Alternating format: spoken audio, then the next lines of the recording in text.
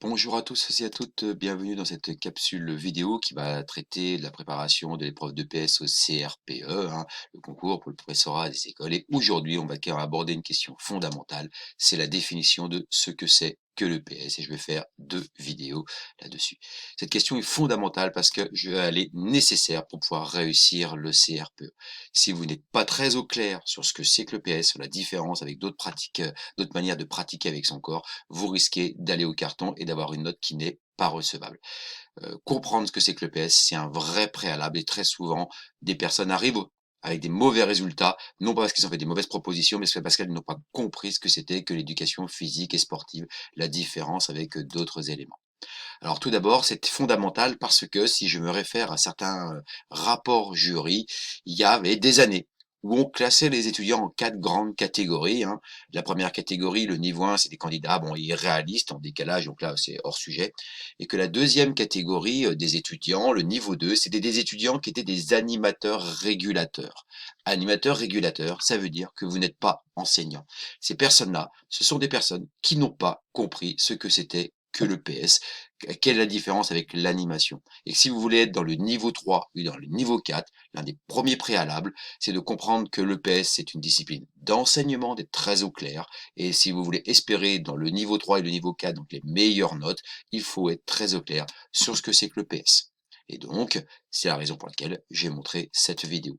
Bien évidemment, vous voyez bien que si vous ne comprenez pas ce que c'est que le PS, vous risquez de vous retrouver niveau 2. Niveau 2, bah, je suis désolé, mais il y a des chances que vous reveniez l'année prochaine pour le concours, parce qu'effectivement, c'est pas des bonnes notes.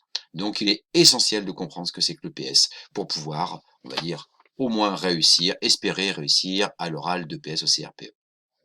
Maintenant, je vais essayer de vous aider pour essayer de clarifier ce que le PS. Vous voyez, parce que dans l'école, il n'y a pas qu'en EPS qu'il y a des pratiques physiques. Il y a des pratiques physiques en EPS, mais il y a des pratiques physiques quand on fait de l'animation. Il y a des pratiques physiques dans les clubs. Il y a des pratiques physiques, des fois, des activités périscolaires. Il y a même de la pratique physique pendant la récréation. Et dernièrement, vous avez tous entendu parler des 30 minutes d'activité physique quotidienne dont on parle à l'école en disant que ces 30 minutes d'activité physique quotidienne sont en plus de l'EPS. Donc si c'est en plus de l'EPS, ce n'est pas de l'EPS. Vous pouvez donc voir qu'il faut être très au clair sur quelle est la place de l'EPS à l'école. C'est ce qu'on va essayer de voir ensemble pour essayer de clarifier les différences et les points communs avec ces différents endroits où les élèves bougent, pratiquent, se défoulent, mettent en jeu leur corps. Pour essayer de clarifier l'EPS, on va faire un petit jeu. Ce petit jeu, ça s'appelle EPS ou pas EPS. Je vais vous donner des propos d'enseignants et vous allez essayer d'arrêter la vidéo, de réfléchir si face à ces propos, ça correspond à un cours de PS ou ça ne correspond pas à un cours de PS. Vous allez donc prendre position et après, je vous ferai un petit corrigé, c'est-à-dire je vous expliquerai pour si c'est de l'EPS et si ce n'est pas de l'EPS et pourquoi. Et petit à petit, ça va nous permettre de définir ce que c'est que l'EPS. Donc, premier propos. Je sors du matériel, je regarde les élèves de bouger. C'est de l'EPS ou c'est pas de l'EPS? Mettez en pause, donnez votre réponse. Alors, eh bien, je pense que beaucoup d'entre vous ont coché ce n'est pas de l'EPS.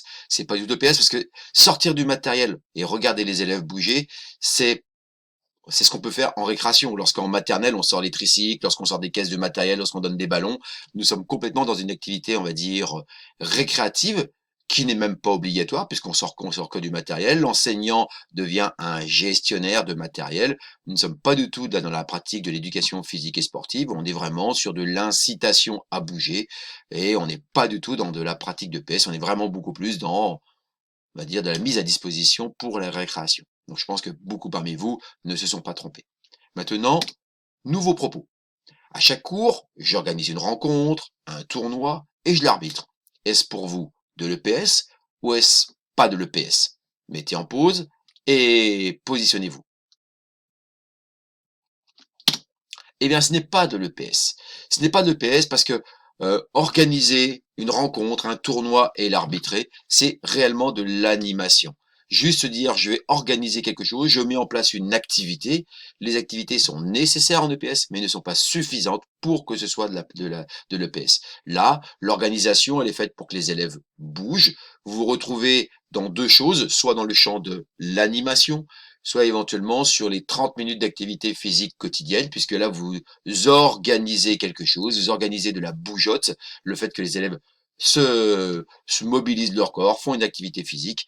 Pour autant, ce n'est pas de l'EPS parce qu'il manque un certain nombre d'éléments pour que ce puisse être de l'EPS. On est vraiment sur soit l'animation, soit sur l'activité physique quotidienne, mais pas du tout sur une discipline, on va dire, scolaire. Si c'est uniquement pour faire de l'animation, bah c'est tout simple. Ça va être quelqu'un qui a le BAFA, qui va pouvoir faire de l'animation, quelqu'un qui n'a pas besoin de faire un bac+5 et de passer un concours de la fonction publique pour ça. Donc maintenant, on va essayer de passer à une autre proposition. Avant le cours, je me demande quelle activité je vais faire.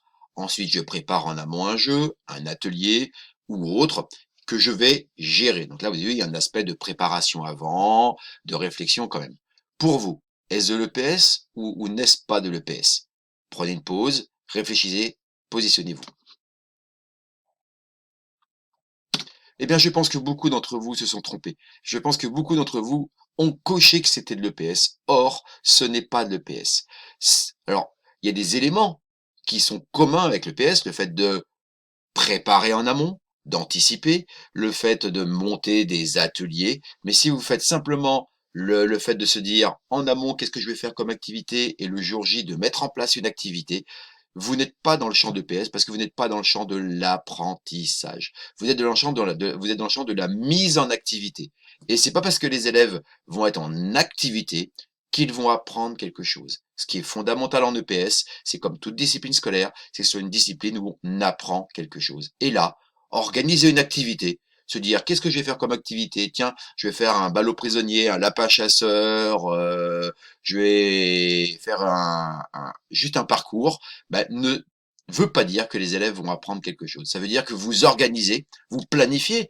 C'est nécessaire en EPS de planifier, mais on ne planifie pas des activités, on planifie de l'apprentissage. Ce n'est donc pas de l'EPS, même si sur le terrain, c'est ce que l'on voit souvent. Si vous faites ça le jour du CRPE, vos propositions ne seront pas recevables parce qu'il ne suffit pas de proposer un atelier pour que ce soit de l'EPS. C'est le piège dans lequel tombent beaucoup d'étudiants lors de l'oral. Autre proposition, après avoir observé mes élèves, je me demande ce que je peux faire acquérir dans l'activité programmée. Ensuite, je prépare en amont un exercice, une situation, pouvant permettre l'apprentissage visé dans les activités programmées. Le jour J, je la mets en place, je l'anime, je régule l'activité des élèves par une démarche anticipée permettant l'acquisition des savoirs. Est-ce de l'EPS ou n'est-ce pas de l'EPS? Donc vous prenez un temps de pause et vous vous décidez. Bon, ceux qui ont dit que c'était l'EPS, bravo. Bravo, c'est ça l'EPS. L'EPS, il y a un certain nombre d'éléments nécessaires et qui sont, si on oublie ces éléments-là, on n'est pas en cours. C'est de l'EPS pour les raisons suivantes et vous allez voir, je vais mettre en relief des mots-clés. Ces mots-clés, c'est tout d'abord les mots en rouge. En EPS, ce qui fait la différence avec la PQ, ce qui fait la différence avec l'animation, c'est qu'il y a des apprentissages visés. On vise l'apprentissage de quelque chose. On ne fait pas que bouger, on est là pour apprendre. C'est pour ça que c'est une discipline scolaire. C'est pour ça qu'en rouge, ce que je veux faire acquérir, l'apprentissage visé, l'acquisition du savoir visé, doit être au centre de votre conception de l'EPS. En EPS, on apprend quelque chose. Il ne suffit pas de bouger, il faut bouger pour apprendre, mais bouger n'est pas suffisant. Donc, ce qui est essentiel, c'est qu'on apprend quelque chose, mais ce n'est pas suffisant. Ce que l'on apprend doit être adapté aux élèves. Effectivement, si je vais apprendre quelque chose qui n'est pas adapté, ils ne vont rien apprendre. C'est pour ça qu'il faut observer les élèves et que l'observation préalable, la planification des apprentissages doit se faire suite à une observation.